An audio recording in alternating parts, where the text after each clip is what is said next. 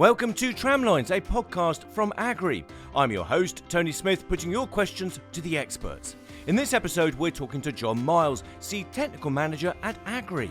Today, we're going to talk about variety selection for wheat and barley, and asking the big question, is variety selection just as important or more important for this autumn? And this podcast qualifies for basis and Noroso points. So, hello there, John. Good morning, Tony. Yeah, good morning to you. And it's great to have you back here on Tramlines. You're very, very welcome indeed. Great to see you. So, there's the big question for you, John. Let's start with that challenging one. Is variety selection just as important, or is it more important for this coming autumn? I think the knee-jerk reaction would be with the commodity price and the input prices that it would be potentially more important. But I think it's always a critical decision. I don't think this year is any exception. For me, the choice on variety and the seed to go in the ground is critical to the recipe for success. So from my point of view, Tony, it's always an important decision, regardless of commodity price and inputs. I heard you say a very, very clear point, actually, in terms of the importance that once that decision has been made and the seed is in the ground, obviously the job's done, isn't it? Yeah, completely. And, depending on what markets you're trying to access or whether you're looking for more resilience, varieties with a better sustainability, if you grow a dirtier variety or a variety that's getting progressively worse for disease resistance, you pretty much know your fungicide spend for the season is going to be on the higher end and perhaps not the lower end. And things like a feed wheat and won't produce the protein and have the returns of a full spec milling wheat. So yeah, it is the start of the 12-month process. It is the first big decision that you have to make. So for me, variety choice is critical. Yeah, sure. And that makes sense. It really does. So just before we go into the different, varietal areas, so to speak, what are maybe the top 3 or 4 points do we really, really need to be thinking about and bearing in mind when it comes to selecting the right variety? For me, it's about what are you trying to achieve? Really, where have the goals of the business shifted or not shifted? Margin is obviously the king of kings, and that is supported by yield. But it's about the management of risk. How much wriggle room is there in the farming system to take a flyer and push for some of the high yields, but knowing that things like inputs have to be critically timed. This idea of wriggle room is really key. So for me, the top thing is, what are you trying to achieve?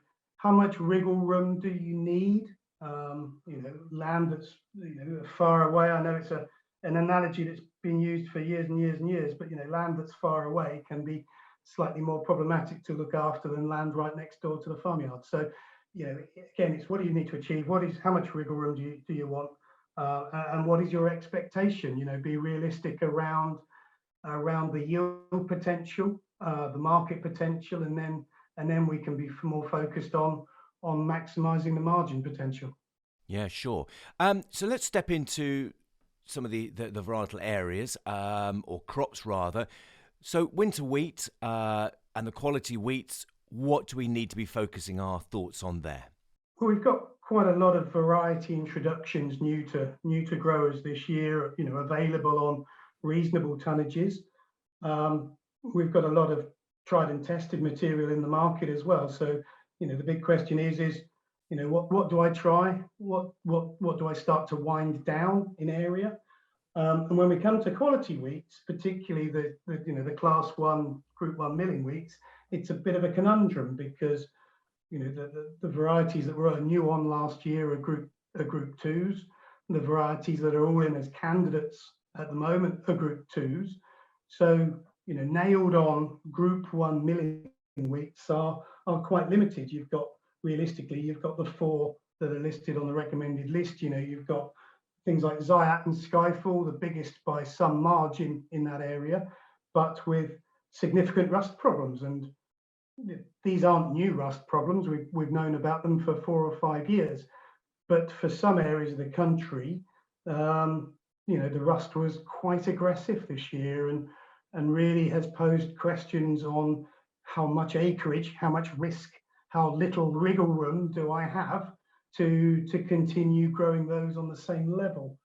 The other two varieties in that camp are much smaller by area, because they've either been around a little bit or the seed area has reduced. So with things like Illustrious and Crusoe, the seed area had shrunk. Some of them for Crusoe has grown a little bit, but still there's not wide availability. You're not going to be able to replace every ton of Zayat people might want to with a ton of Crusoe, that's for sure. So it's a bit of a challenge is if they were too hot to handle, where do you swap into? And it does lead us to the point about storage, Tony, which is does seem to lead some of the variety decisions on farm because of the modern storage that people have. What's the implication of having expansive acreage of a variety that maybe has got susceptibility to rust? What does that mean? What's the risk for the grower? Well, currently the only real risk is obviously loss of yield from and inputs required, and the workload on the sprayer to get around those large acreages. We still have chemistry. We've lost some rust active chemistry, but we still have chemistry to deal with that. And in the worst case scenarios, it was critical that your timings were not a day late this year with the right triazole like tebuconazole. To do that, you've also got strobes in that mix. So at the moment, it can be a bit of a headache, but I'm sure when the combines, with some of these yields coming off, some of the grain quality, the varieties, if they've been adequately looked after, will do well. The reason I talk about it a bit is to make people start thinking about the future and where they go in perhaps 2 years' time, when potentially the withdrawal of tebuconazole currently looks to be about 2024. People rely massively on that and strobes. Strobes, we know through FRAC guidelines, we're limited to 2 applications. So it does pose questions. How do you and how much would it cost? But also it's more about how do you look after very, very rusty varieties without tebuconazole? That's a big question, and people need to start being prepared for that. But as I say, some of the things we need to also put into context is we still have tebuconazole, and some of these varieties, particularly the Skyfalls and the Zayats, and then other varieties, that have a bit of rust around, like Gleam, are good, tried and tested varieties on farm. Farmers know how to hit the specifications for Zayat and Skyfall, particularly for Group 1s. And the other thing they are is proven second wheats. They're good options there. And within the categorization of good second wheats, obviously with commodity price, we may see more wheat going in the ground than perhaps we might have been before. Rotations might be extended. A lot of the newer varieties on the market, these poor autumns have affected the number of trials that have been conducted for second wheats. We've been affected as well at Agri, having lost some trials because of these very wet autumns. So a lot of the new varieties have the right characteristics. The data is indicating they could be decent or acceptable second wheats, but they don't have the same number of trial sites in there that before the last 2 wet autumns would have done. So I think for me, the likes of Zayat and Skyfall, when we come to thinking about second or maybe even third wheats, the fact that we still have Teb, the fact that we know they're good second wheats, the fact that we know we're going to be getting a decent harvest date out of them, which will enable us to potentially look at oilseed rape planting if we have the moisture. I wouldn't be running away from them too quickly, because there's still some significant wins or benefits within that farming system, whilst we still have that chemistry to look after them. So yeah, we may think of a big drop off in them, but I think there's a lot of reasons why we'd still keep a reasonable acreage on farm at least for one more year. Yeah, some great advice there, John, for listeners today. You also talked about the issues regarding storage and how that can influence choice of varieties. Could you share a little bit more about what you're thinking there? Again, it's more of a thought-provoking discussion point this summer. You know, we've in the last decade moved away from some of the older, smaller barns with bin storage and gone to larger flat stores where these 2, 3, 4,000 ton heaps are are based on a certain specific market segment: hard, soft, all biscuit, all bread making, all group one. And that's fine when you have a dearth of varieties to choose from.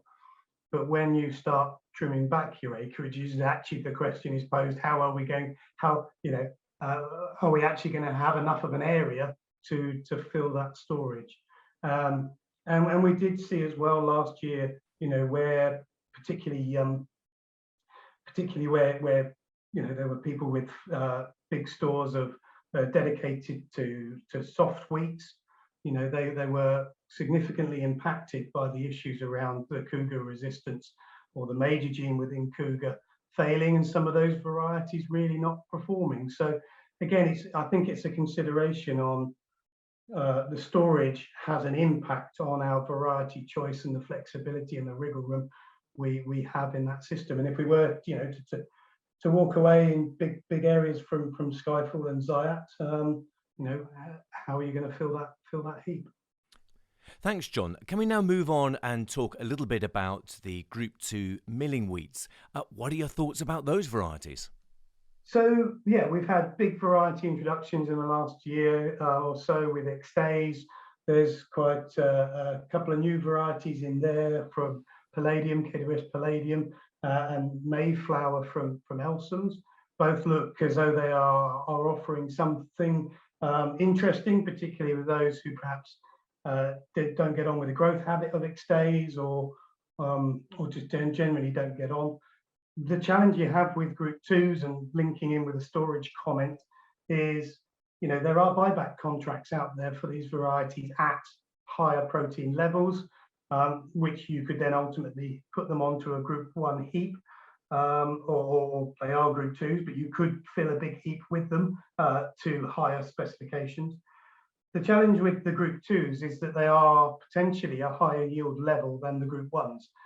So if your land or rotate or area, in terms of moisture availability and things, enables you to realize some of that yield potential, then you're going to require more nutrition to get that protein level at that feed at those higher yield levels. So, but quite a number of people this year in the open days have been successfully growing varieties like Xtays, producing 13%, because their land type is not such that they will be accessing more yield than they would out of a Skyfall. So it does give you an option to produce 13% protein varieties with them, but you just have to be aware of some of that yield dilution potential. Okay. What about the feed wheats? Yeah, feed wheats. There's a good range of varieties. There's a good range. We've got good varieties in the market, but we've got good new variety introductions as well. Really, for me, there's 4 new introductions in that hard feed sector. 3 of them are on the recommended list. One of them is from Agri, coming from the Sicobra program, and it's a variety I strongly believe offers something unique, and Agri obviously do as well. So for me, there's 4 new varieties in there. There's the likes of Champion and Dorsum, Typhoon coming in from Lima Grain, and Fitzroy from Sicobra breeding via Agri as well. So you've got clean varieties, good yield potential. A few watch outs on some.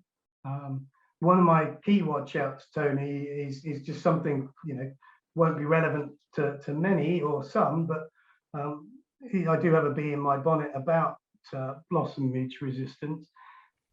But how much of a risk does blossom midge present? I did some figures on last year's seed tonnages that were certified, and we're around about 42% of the market is gone into non-midge resistant varieties. You've got Extaze and Zayat and Crusoe, Siskins.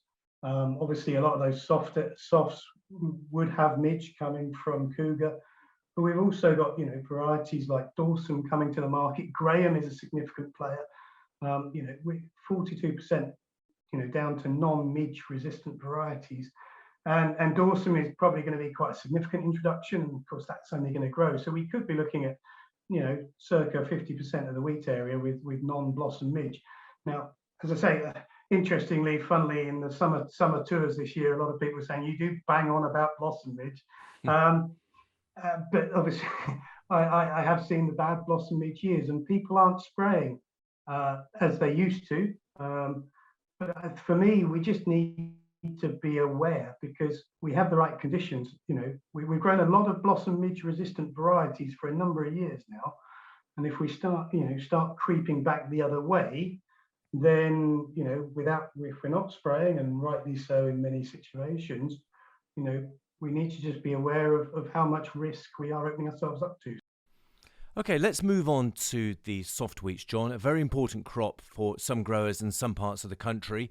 Can you give us an insight as to what's new there and what the latest thoughts are with regard to varietal selection?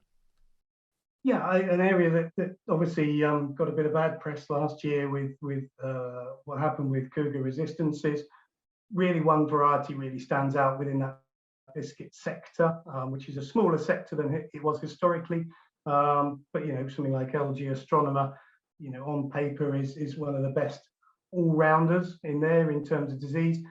The Cougar resistance, the major gene may have had issues, but some varieties had all the minor gene packages and still remain fairly strong. But what Cougar does bring is decent yellow rust, decent brown rust, and midge resistance. So it's a bigger complete package, and things like Astronomer are still great all-rounders.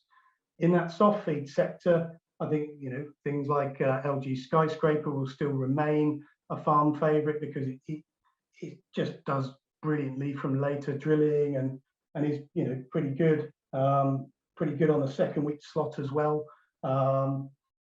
Things like Bairstow will come in potentially. An LG Tapestry from ourselves is a very nice clean variety, but is a sister variety to LG Typhoon, one of the new hard feeds. So thanks for that, John. That's a great run through the winter wheat varieties, but important, particularly for some parts of the country, is the winter barley crop. What's new there? What are your thoughts for that particular crop? Well, with barley, we're starting to see, at the time of recording, we're starting to see some yield results coming in. We can see that some of the highest, it's a bit of a 6-row year. The leading hybrids are doing very, very well. The leading 2 rows are at the same yield level as some of the lower varieties in that 6-row hybrid 6-row market. We do have BYDV tolerance within a new variety, KWS Fierist. So for those looking to remove insecticides, or indeed building more wriggle room around BYDV and barley's naturally earlier drilling date, they now have an option in the market as well. For me, there's a lot of tried and tested stuff on farm, with the likes of Cassia still a farm favourite, Memento from Agri and Cobra.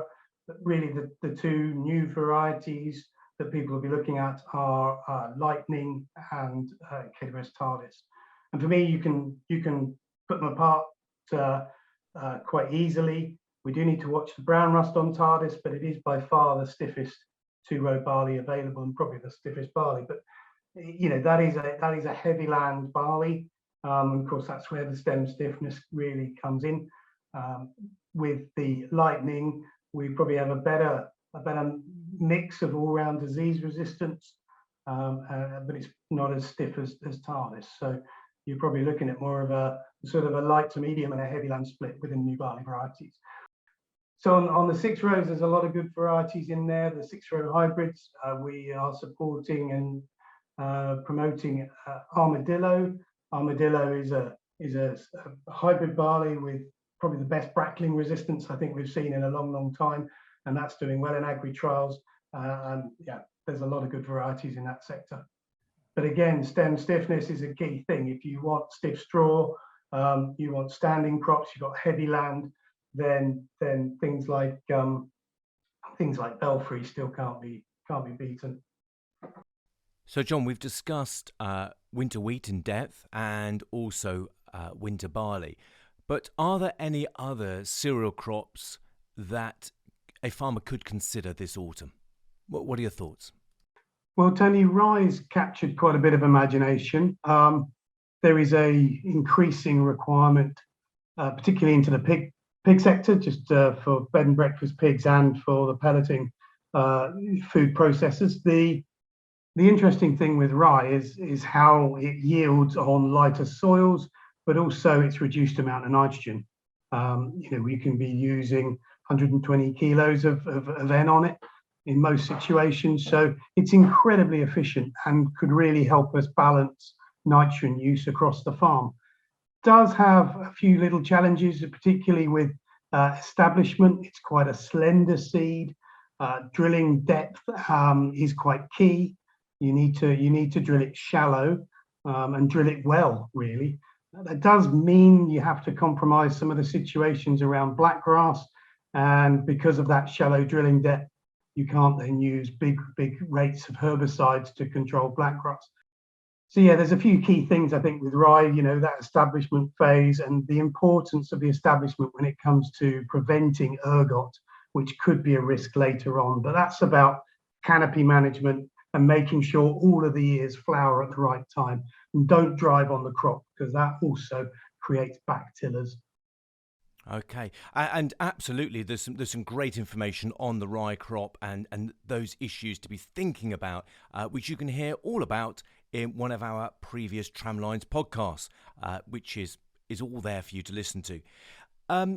Let's now move on about how we start to bring all of this great information together. And I can hear from your expertise, John, and I know from talking to other members of the team at Agri, there's so much knowledge to tap into. But where can agronomists and farmers alike look at this information to assimilate it, to be able to make those great, important decisions? So if you're an Agri customer, then we have the advantage of the advisory list, which kind of sits on top of and around the recommended list, which is a great place to start and has a lot of data behind it. But the advisory list really kind of goes above and beyond.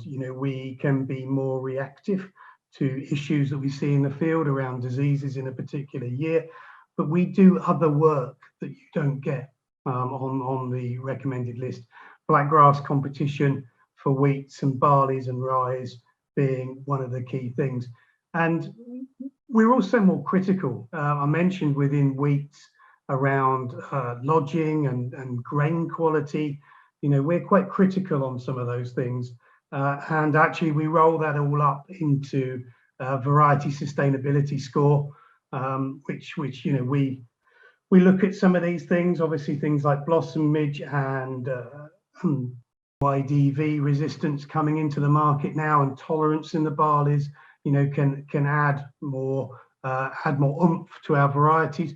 But realistically, it's about helping growers to pinpoint resilient, sustainable varieties and really just showcase those. And of course, that's what we will major on in terms of the varieties we multiply. And that resilience of crop production is so important right now, isn't it? That growers have as much information as they can at this time of year to make those important decisions, because, wow, it has been a very, very difficult, challenging period in the last year alone, hasn't it? Yeah, and it goes back to the phrase I used earlier, Tony, is wriggle room. varieties and good variety choice just buys you time left, right and centre for things to go wrong on the farm, things to go wrong with the climate, you name it. Wriggle room is my number one requirement. So, John, you mentioned the Agri Advisory List, which sounds like an incredibly valuable source of information. What other sources of information can a farmer and grower look to help validate that their decisions are the right ones this autumn? What about the seed houses and other sources? Yeah, I mean, breeders know the varieties pretty well when they get to market. Once they get on your farm, I believe farmers are probably the best, most relevant source of information for variety performance in their area. I kind of think the role of the agronomist is quite nice and critical as well at this time of year, because they'll have customers within the same geography, and they get this sort of local feedback in terms of what's worked well, what hasn't, the impact of drilling date locally, seedbed conditions. So I've always found, the summer days are great for chatting varieties and learning and picking up new nuggets of information. And then when we're sort of harvest progresses, that's when you know how things have done on your farm, you know how the neighbours and others, people you talk to, and then you've got this wider umbrella of agronomist knowledge, and then there's an even wider umbrella in terms of agri R&D. Yeah, absolutely. And I think just to pick up on your point there, that a really big theme of how we learn about what to do next, particularly with relevance to regen agriculture, has been learning from each other. And indeed, farmers are fantastically successful at learning from each other what works on your farm, what's working in your local area. And just as you said, the value of the agronomist adding that great source of information and advice on farm. And so to pull some of this great information together, what would be some of your top tips? How would you summarise some of the key things that growers should be considering for deciding on which varieties to sow this autumn? Well, I think people know, once we put the seed in the ground, we've started the process.